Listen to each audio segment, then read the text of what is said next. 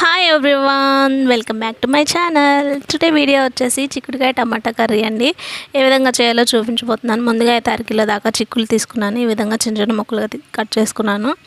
తర్వాత 2 టమాటాలను అయితే తీసుకున్నాను. ఇవి నీట్గా వాష్ చేసుకొని మొన్నలు తీసేసి స్లైసెస్గా కట్ చేసుకోవాలి. తర్వాత కళాయి పెట్టుకొని 3 గిన్నెల దాకా అయితే ఆయిల్ వేసుకున్నాను. తర్వాత తాలింపులు ఒక మీడియం సైజు ఉల్లిపాయ అయితే చిన్న చిన్న ముక్కలుగా కట్ చేసుకొని వేసుకోవాలి. ఇవి బాగా ఫ్రై చేసుకోవాలండి. ఇవి ఫ్రై అయిన తర్వాత చిక్కుడుకాయ ముక్కలు ఉన్నాయి కదండి, అవి కూడా వేసుకోవాలి. ఒకసారి అయితే గరిటెతో తిప్పుకోవాలి. ఆయిల్ పట్టే విధంగా ముక్కలకి కలిసే విధంగా మీడియం ఫ్లేమ్ మీద కలుపుకోవాలండి.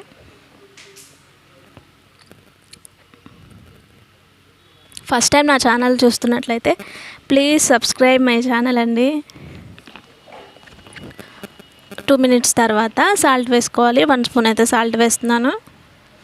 ఈ సాల్ట్ మొత్తం మళ్ళీ ఒకసారి అయితే కలిపేసుకోవాలి. 10 మినిట్స్ టైం అయితే పడుతుందండి ముక్కలు బాగా ఫ్రై అవడానికి. 10 to 15 మినిట్స్ మీడియం ఫ్లేమ్ మీద గరిటెతో తిప్పుతూ ఈ విధంగా ఫ్రై చేసుకోవాలి. లేకపోతే అడుగంటిపోతుందండి. మూత పెట్టేయకుండానే ఈ విధంగా ఫ్రై చేసుకోండి. ముక్కలు బాగా ఫ్రై అయిన టమాటా ముక్కల్ని ఈ విధంగా స్లైసెస్గా కట్ చేసుకున్నానండి. మీకు ఇష్టమైతే చిన్న చిన్న ముక్కలుగా కూడా కట్ చేసుకోవచ్చు, యాజ్ యూ లైక్.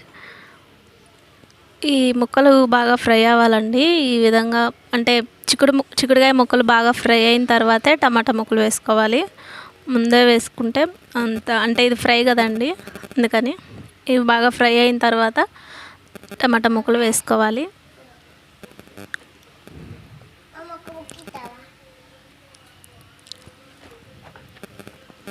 చూడండి, ఈ విధంగా ఫ్రై చేసుకోవాలి. ఫ్రై అయిపోయినాయి చూడండి. ఇవి బాగా ఫ్రై అనుకున్న తర్వాత టమాటా ముక్కలు వేసుకోవాలి.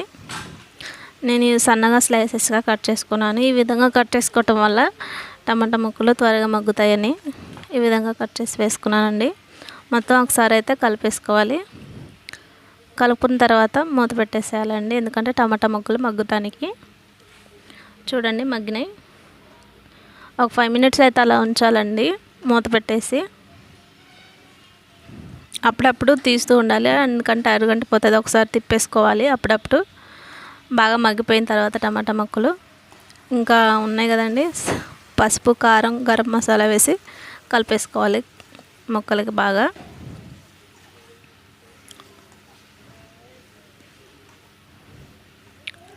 ఈ విధంగా కర్రీ ట్రై చేయండి ఒకసారి, చాలా బాగుంటుంది.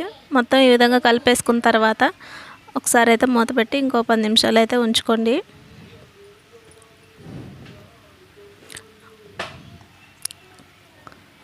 చూడండి, మొత్తం ఫ్రై అయిపోయింది.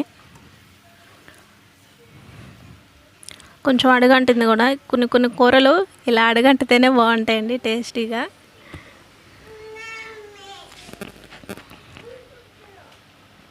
మీరు తప్పకుండా ట్రై చేసి చూడండి. వీడియో నచ్చితే లైక్ చేయండి. ఇక్కడే వస్తాను. Thank you for watching my video అండి.